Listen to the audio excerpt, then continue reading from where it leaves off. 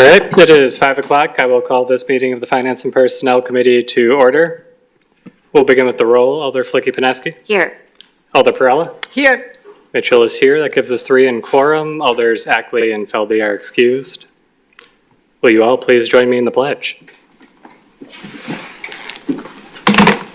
I pledge allegiance to the flag of the United States of America and to the republic for which it stands, one nation, under God, indivisible, with liberty and justice for all.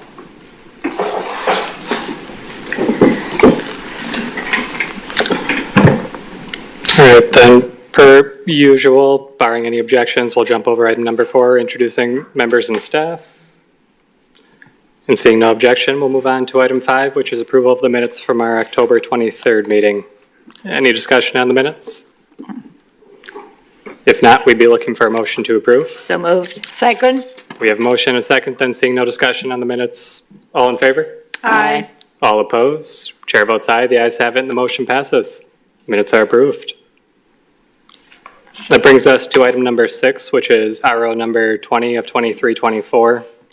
Submitting a claim from James and Alice Wilsing for alleged damages to their fence from snow.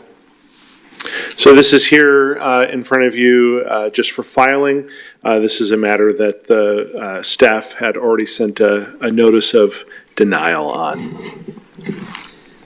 Questions or comments on this one? Alder Flicky-Paneski. Thank you.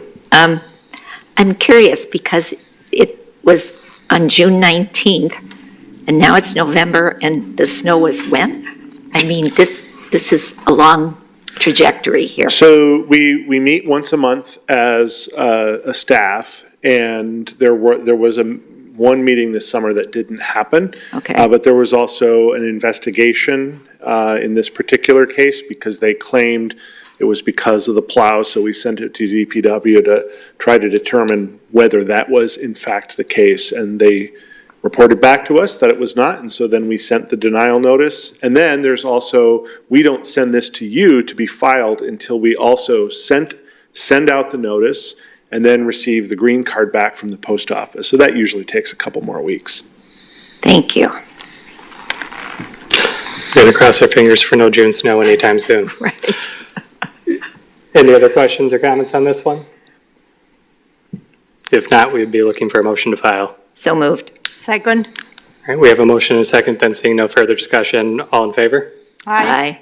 All opposed? Chair votes aye. The ayes have it and the motion passes. That one is filed.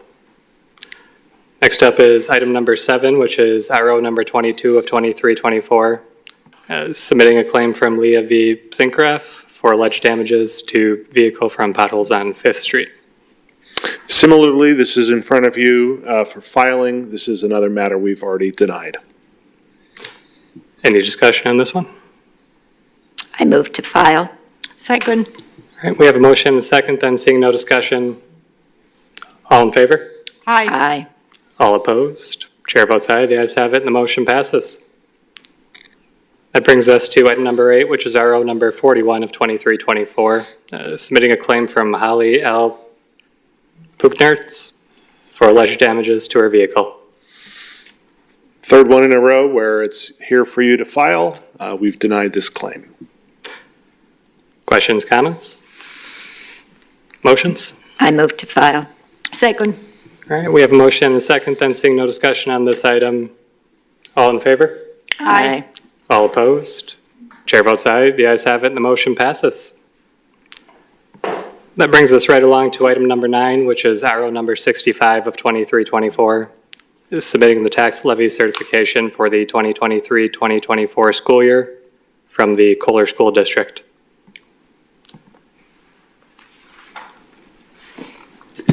Good evening. This item is just for filing as well. Each overlying taxing jurisdiction sends us a notice to show us and inform us of how much we need to put on our tax bill each year from their district. Any discussion on this item? Alder Perella? I would just be curious. I couldn't find the documents from last year, so if there is a difference. Just curious.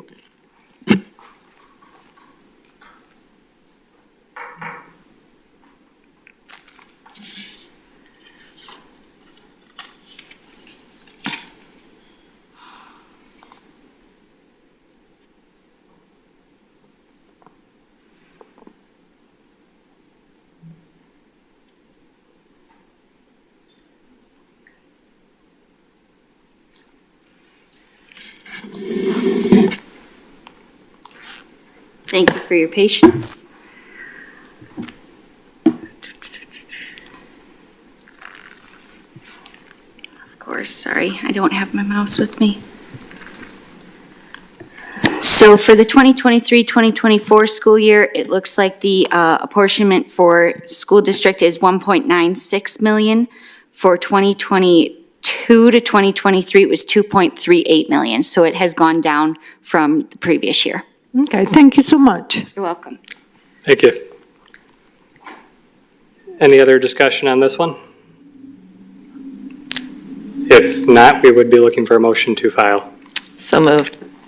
Second. All right, we have a motion and second, then seeing no further discussion, all in favor? Aye. Aye. All opposed? Chair votes aye, the ayes have it, and the motion passes. That brings us to item number 10, which is RO number 70 of 23-24, submitting the 2023 Consolidated Annual Performance Evaluation Report, or CAPER, for the purpose of a presentation and public hearing to be held today.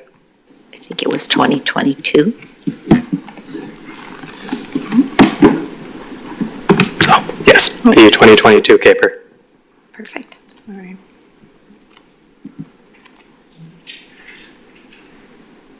Okay. Good evening. So I'm here to present the CAPER, which is a look back at this previous program year. I'm Abby Block, sorry, I'm the grant coordinator with the city. So this is just a brief overview that talks a little bit about the process that we go through. So each year, we submit a 5-year consolidated plan to HUD, and that really lays out our strategic planning for the next 5-year period. And then each year, we do an annual action plan, which separates out what we're planning to do that year in furtherance of the consolidated plan. And then at the end of that program year, we submit a performance report, or the Consolidated Annual Performance Evaluation Report, also known as a CAPER, and that shares all of our accomplishments for the past year. So this is for program year 2022, which our program year runs from April 1st through March 31st. So just a little bit about our accomplishments. We had 114 households that were assisted with homebuyer or first-time homebuyer assistance. We renovated 23 owner-occupied units and had 2 rental units occupied here, rehabilitated here in the city. And that was through our partners, which all of the work that we do is really contingent upon that partnership. Oops. So that was Partners for Community Development, Habitat for Humanity, and then our rehab program here with the city. For some examples of the types of rehab work that we do, here's some before and after pictures. We do siding, roofing, soffit, fascia, all that exterior work, facade-wise. Oh, now it doesn't want to go forward. Okay. In terms of interior work, we can help with electrical replacement, steps, really anything structural, or if it's like an accessibility question, we're able to help with that as well. Lead-based remediation. Again, just a few more examples. And pest control. So in terms of homelessness, we served 1,065 individuals with services to prevent homelessness, and that was through Consumer Credit Counseling Service and Lakeshore CAP as our partners. In terms of neighborhood revitalization, we serve 13 official neighborhood associations. So that includes this year some eligibility for specialized street signage that's coming to the neighborhoods. And here's a list of our 13 partner associations. If you have questions, feel free to stop me and ask. I should have said that at the beginning. In terms of economic development, 28 new jobs were created in program year 22. That was with Old World Creamery. And 5,600 residents are going to benefit from the facade historical renovation of Green Bicycle Company and also Sheboygan Drums, which is both on 8th Street here in town. In terms of infrastructure and public facilities, we had over 3,600 individuals receive transportation through Shoreline Metro, and over 6,000 that are impacted by the resurfacing of St. Clair Avenue. And then in terms of opportunities for this coming program year and moving forward, increased staff capacity. We have an opportunity for some additional training. I'd say having our director here who's very well-versed in CDBG and the complexities of it. So that's one area, better utilizing our neighborly software program. So that's a portal that we can manage that entire process through. We haven't quite gotten there yet, but certainly an opportunity to increase our efficiency and not have so much paper and different filing redundancies. And then finally, improved public feedback processes. We're really looking to gain the public input on how this money should be spent, and are being very intentional about encouraging that to happen. So, then if you have questions, feel free to ask me. If you think of a question moving forward, feel free to ask me. Otherwise, Thank you. okay. Alder Flicky-Padaski. Thank you. 3,635 bus rides, is that accurate? So that's information submitted from Shoreline Metro, who's a subrecipient of CDBG. And I know they work with Bay Lakes on their reporting, correct? So that would be individuals. The 3,635 would be 3,000 individuals that rode Metro. So CDBG money provides the rides for those individuals, or they provide bus service? So CDBG is used specifically for night and weekend service. Okay. And Derek, if I'm misspeaking, you can certainly jump Okay. in. Yeah, okay. It goes on nights and weekday evening service and Saturdays. Okay. Not all of it, but some. Derek, would you mind coming to the podium? Sorry. The funds help support weekday evening service and Okay. Saturday service. And I believe the number is related to certain demographics, not everybody, just I think it's minorities and income-based individuals. Okay. It's not total ridership. Thank you. That made more sense. Thank you. Alder Perella? I was wondering, so you say that you wish to receive more inputs, right? And from the public, you said, right? So how are you going to do that? So HUD already, in terms of the regulatory framework, we're required to do public comment periods on any, like our annual action plan, our 5-year consolidated plan, the CAPER. We've previously done public hearings, which is also a requirement of our citizen participation plan, but I think we've made an intentional effort to make them more accessible, at a time that's more convenient for most people. Have been pretty open to getting the word out on that in terms of social media and on the website. And I think just working with groups in the community and encouraging them to participate and have their membership participate. So for an example, I sit on the Housing Coalition, and that's something that I'm always advocating for, is people to attend these meetings and, if not attend meetings, to keep abreast of what's going on and let us know how we can do better. Thank you. Any other discussion on this one? If not, I believe we also have the public hearing as part of this item. I just wanted to comment briefly to say thank you for giving the presentation with most 50-50 chance probably going to get it wrong, CDBG items. Seems like we're involved at the beginning in the planning phase, so it's really nice to actually hear everything that was done during the year and all the ways the money was used to serve the community. So thank you for that. You're welcome. And then if there's Alder Perella. Sorry, would you share your presentation?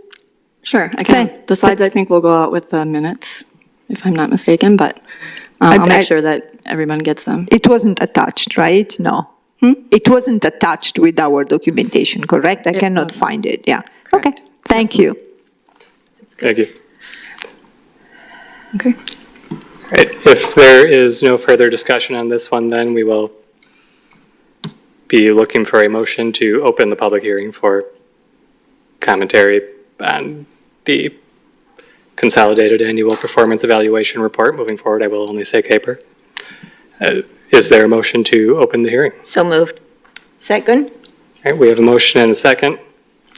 The hearing is now open. Is there anybody wishing to be heard? Is there anybody wishing to be heard? Is there anybody wishing to be heard? Seeing nobody, I would ask for a motion to close the hearing. So moved. Second. All right, we have a motion and a second. All in favor of closing the hearing? Aye. Aye. All opposed? Chair votes aye. The ayes have it. The hearing is closed. We will assume that based on the current members present and who made what motions previously, there was an implicit vote to open the hearing in the first place. And we will get that on the next one.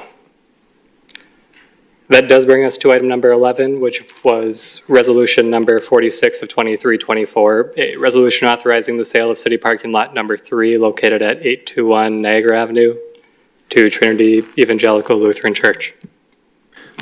So this is the initial resolution that came before you some months ago.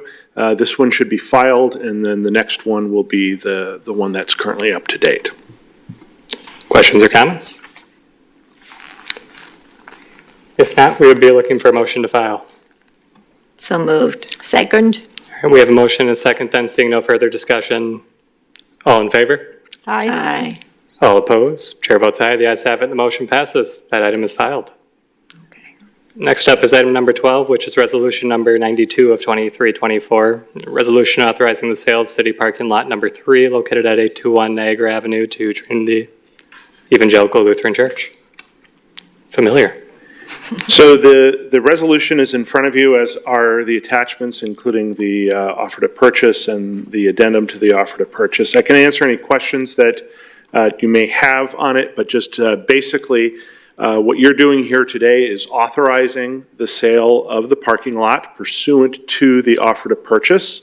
So what that means is that the sale isn't going to happen tomorrow, but the various contingencies in the offer would have to be met. So once council approves it, that is one contingency, that council approves it. There are other contingencies, though, the most important of which is that there does have to be an agreement between the Weil Center and the church and school for how access will be provided to the Weil Center to that property. And if there's not an agreement between them, because that's a contingency, the sale would not then go through. I know that's been a question that's been asked of me several times on this issue. So I wanted to bring that up. But otherwise, I can answer any questions. And I know there's folks from the church who are here as well who may be able to answer questions that you have. Do we have any questions from the committee? Alder Perella? I just wanted to comment that you already answered that. I just wanted to have a confirmation that nothing changed, that this is exactly what we discussed at the Common Council meeting last time, right? Yes, Yeah, it's just been referred here, yeah. Thank you. Any other questions or comments? Alder Flicky-Pineski? Thank you. I've been in discussions with both sides of the parties, and they're working together, and it's coming along, and hopefully we'll have something that is amenable to both sides. Thank you. Any other discussion? Seeing none, we would be looking for a motion to recommend approval on this one. So moved. Second? All right, we have a motion and a second, then seeing no further discussion, all in favor? Aye. All opposed? Chair votes aye. The ayes have it. The motion passes. That brings us to item number 13, which is resolution number 88 of 2324. A resolution authorizing the appropriate city officials to enter an intergovernmental cooperative agreement with Sheboygan County for sales tax revenue sharing for transportation infrastructure maintenance. Mayor. All right, thank you, Mr. Chairman. So this is our annual item that we, to accept funds from the county. As folks know, that we have a sales tax program through the county, and they graciously provide a portion of that sales tax for road projects. So we were the first county in the state of Wisconsin to initiate this program, and there are only 3 counties that do a revenue sharing partnership like this. So looking forward to 2024, we're looking at getting an anticipated approximately $46,000 increase for road projects. Perfect. Questions or comments? Alder Perla. Was that increased from last year? Correct. Yes. Yep, So- 46,000 increase. So what was the percentage last year? Well, Was I don't know the percentage, but I'll give you the numbers. So 2023, this year, we're projected to get about $591,000, and then next year, we're projected to get $637,000. And last year numbers? Last year, 91. Caitlin, do you have those? I have 2023 and 2024 in front of me. Last year would be the 2023 numbers that they approved last year. Okay. So what we increased it from last year? The Correct. percentage rate was increased. Okay, that's fine. Okay. Thank you. The more people spend in the county, the more tourism we bring in on sales tax, the more money that we get for roads. Is there any further discussion on this one? Alder Flicky-Pineski. Thank you. That was just going to be my question. It's for roads, Correct. only roads. Correct. Oh, correct? Okay, thank you. I believe I saw the word bridge somewhere in the document, but I would say transportation infrastructure Yeah. is going to be anything you're driving on. Yep. No particular reason that I'm particularly sensitive to noticing that word at the moment. Any further discussion of that would not be germane, so I will ask, is there any other discussion on this item? If not, we'd be looking for a motion to approve. So moved. Second. All right, we have a motion and a second then, seeing no further discussion, all in favor? Aye. All opposed? Chair votes aye, the ayes have it, the motion passes. That brings us to item number 14, which is resolution number 93 of 2324. A resolution authorizing the submittal of a substantial amendment to the U.S. Department of Housing and Urban Development, or HUD, Community Development Block Grant, CDBG program for the 2023 Annual Action Plan. Thank you. Good evening. So we, as the resolution states, we are looking to move some dollars around. In the initial plan, we had proposed $39,944 to be allocated towards downtown placemaking lighting and $270,000 to the Kiwanis Park for the pickleball courts.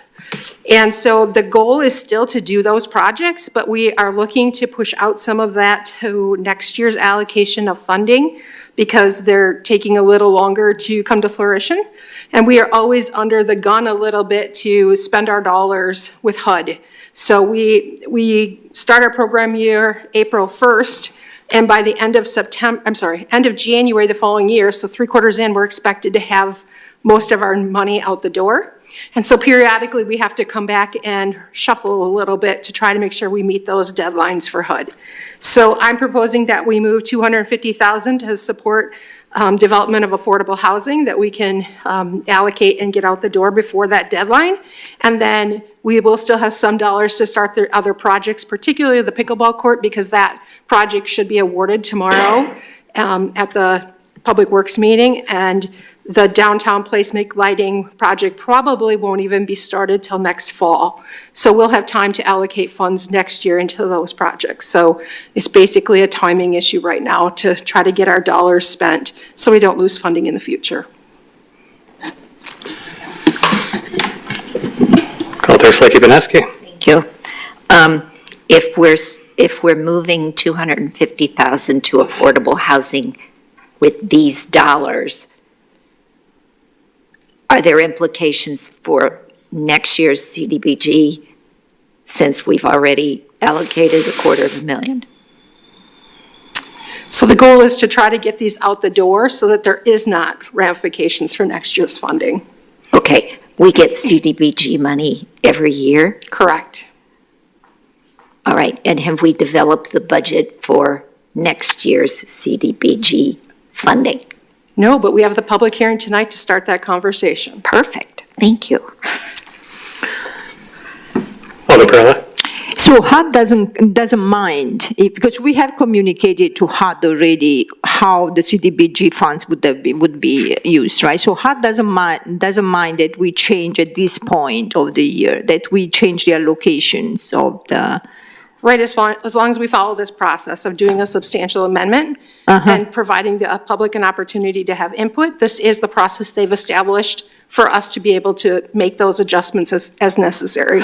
And then how we finally, just as a follow-up, how do those funds, how are we going to use those funds for affordable housing, the $250,000 before the end of the year? Yeah, so we know of a project for sure that came in through requests to the city previously that's building affordable housing. And so we will be assisting that project with acquisition of land and soft costs. So CDBG can't actually construct units, but it can help with acquisition of land and architectural, all of those kind of things to get you started before the nuts and bolts of actually bricks and mortar happen.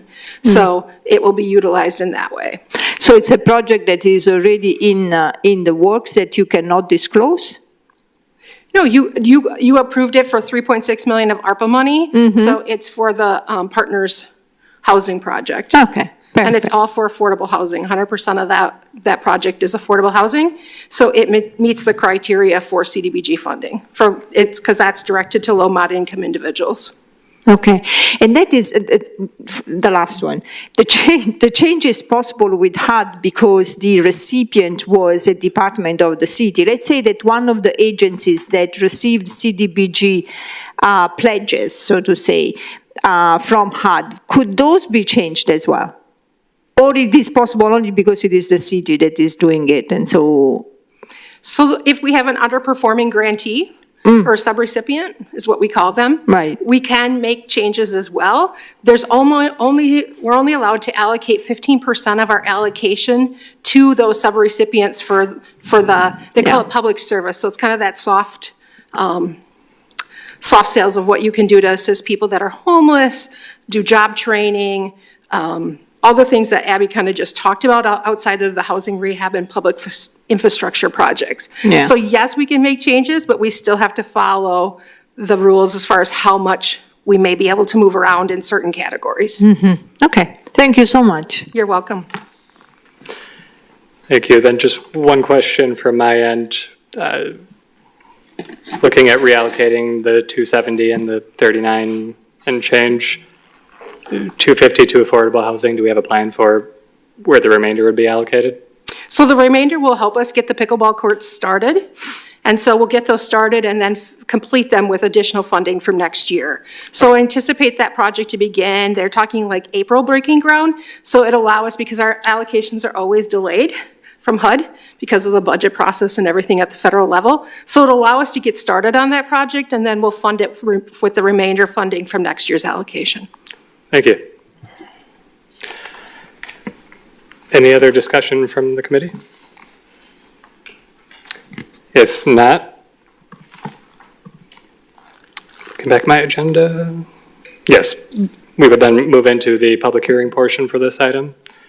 There will be a formal vote this time, but first we need a motion to open the hearing. So moved. Second. We have a motion and a second. All in favor of opening the hearing? Aye. All opposed? Chair votes aye. The ayes have it. The motion passes.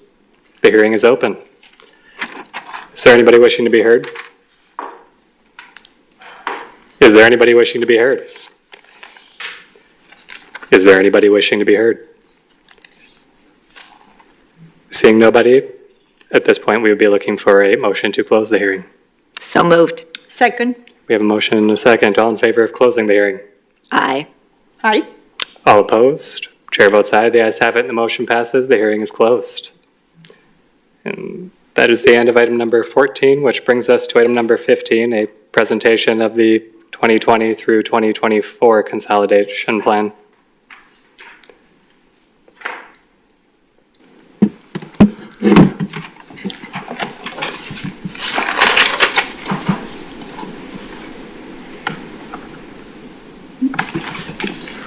Hello again. So if anybody's not aware, I'm Abby Block, the grant coordinator here for the city. And I'm here to talk a little bit about this coming year with CDBG. So as I mentioned before, we have a 5-year consolidated plan that we put together. We're now entering into the 5th year come April. So we're starting to plan for that. And so wanted to get some input on how we do that, what the community needs are, and go from there. So, is it not showing up? Oops.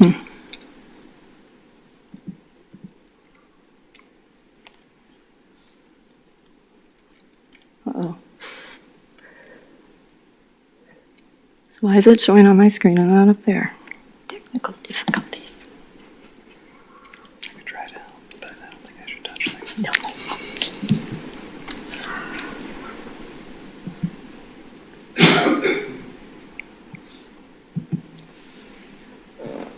I don't understand.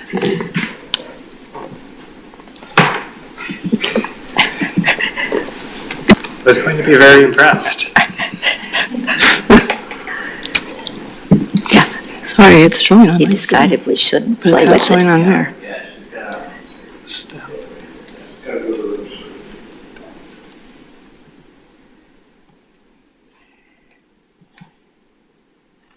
There we go. Thank you.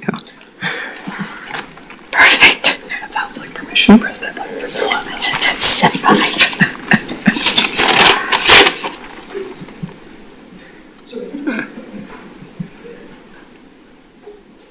I hate those mouse pads. Okay. Okay. There you go. Sorry about that. Thank you, Scott. So as I said, looking for input on community needs, but first I'd like to talk a little bit about this past 3 years, 3.25 quarters. Just a little bit about CDBG. So it is a housing and urban development program, and really the objective is to serve low and moderate income residents here in Sheboygan, and to do that through decent and safe housing, having suitable living environments for people where there's options for things to do, safety, neighborhoods that people want to live in, and then economic opportunity, so creating new jobs. Each year we get about $865,000. That's determined by a Congress, has a appropriation number that they put together, and then HUD applies a formula based on poverty rate, population, a whole variety of factors that comes up with the allocation amount. So, like I said, about 865. And for our 5-year priorities currently in the con plan, we have some housing focused, so creating new homeowners, preserving existing rental stock and owner-occupied stock. We also have public services, so that would be all the work that we do with health, mental health, youth, childcare. Homelessness is another. Public infrastructure, public facilities, and then economic development, which would be creating new jobs.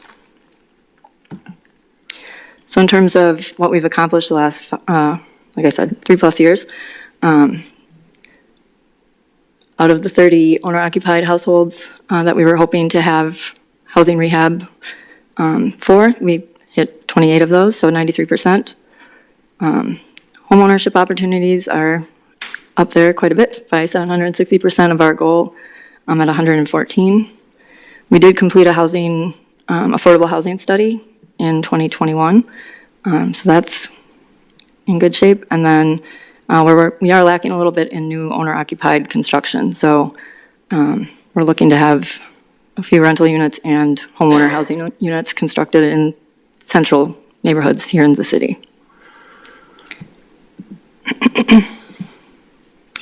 In terms of public service, again, we are doing very well in terms of hitting our targets. For mental and health services, we're at 189% of the 150 that we were looking to serve. Youth assistance is quite a bit up there, again, 713%. So serving over 2,800 kids. And then childcare assistance, we were hoping to hit 100 and we've gotten to 222. In terms of homelessness, 1,000 people were supposed to be getting services through CDBG funding. We're already at 4,074. 200 people were to be given overnight shelter. We've exceeded that at 231. And then 500 people at risk of becoming homeless for preventative services, which we've also met. And I should say, not to say that there's not a continued need, but it's just something that, in terms of accomplishments that we've done. For neighborhood revitalization, 30,000 people for infrastructure, so that would be things like street resurfacing projects and improvements, lighting improvements, signage, if signage goes up. So 46,925, which if you can do math, you'll see that exceeds the goal number, so 64% is not correct there, but over 100%. We've done quite a bit with code violations and getting housing stock into compliance. One area that we haven't done much with is 5 buildings being demolished here in the city. And then 12 neighborhood associations, we're actually up to 13. Economic development, 35 jobs was the target. We're at 38. And then community facilities, specifically here, this is Uptown Social. They're looking to have 15,000 person impact. They're almost half of that right now. So then my next, unless there's questions, I would ask if there's any feedback in terms of what people see the biggest needs to be here in the city and any other feedback that you have. I'm guessing we might not have any public comment, but if the committee has any input. Sure. Any discussion from the committee? Alder Flicky-Vineski. Thank you. Exceeding goal over 100% 3 years into a 5-year plan. Is that accurate? Mm-hmm. Okay. So when the next plan is written, do you bring those numbers? Do you raise the goals or do we change the goals? 3 years into a 5-year plan, I would think we'd be delighted with 80% compliance and we have, 300%. So how does that work? So Diane can correct me, but I know during the consolidated planning process, there's a pretty extensive need assessment that goes into that project plan. So I'm assuming that we'll look at need and where it is. We're not able to go back and adjust our goals for the previous plan. No. But I think in terms of public input and, a more robust planning process, hopefully we'll have a more accurate count of how many we can serve. And please correct me if I'm not correct. Yeah, unfortunately, neither of us were here 5 years ago to have any input into the existing goals that were set. But as Abby stated, there's a lot of data that gets reviewed to develop this. It's also done in partnership with our partners that are offering services. And so we will definitely be having those conversations to challenge ourselves, to make sure that we are really meeting the community needs, and to be setting expectations for us to really try to stretch ourselves, Reach right? goal. And really reach. And so, and part of this, which Abby didn't talk specifically about with the CAPER process, but this doesn't happen in a vacuum. And so it really needs to be in collaboration with our partners, because we are very lucky and fortunate this year that for every federal funding, every federal dollar that we spent, we leveraged $3.50. So it's important that we not only stretch ourselves, but we stretch our partners to make the biggest impact that we possibly can in our community. But yes, so we will be looking at the data. HUD provides a lot of data. Unfortunately, sometimes it's not super relevant for our smaller communities of our size. In the HUD world, we're one of the smallest communities that they fund. They don't fund communities that are under 50,000. I know we're right on the cusp, we're grandfathered in, we're okay. But, so it's harder for us to sometimes get the data that really represents our community, so it puts more onus on us as staff to work with our local sources to make sure that we have good representative data, and then our partners as to what we can really accomplish, and the community needs, right? So we wanna make sure that we're addressing what the community needs for us to do for this funding. Perfect. Thank you.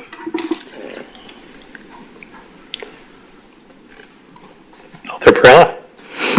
Thank you so much. I really appreciate the data on this. And if you could share that presentation as well, that would be great. Sure. Thank I'm you. happy to do that.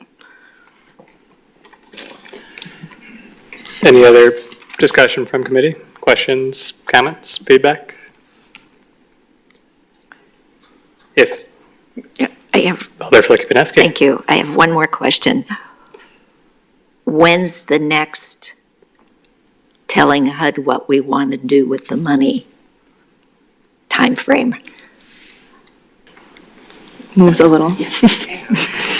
So we will begin the 5 years, so we're, as Abby said in the presentation, we're just beginning the 5th year of the 5-year plan. So next year, we will be spending the majority of our efforts from a public outreach perspective, really planning for, it's a really robust process. And so we will be utilizing probably the full calendar year of 2024 to develop that plan.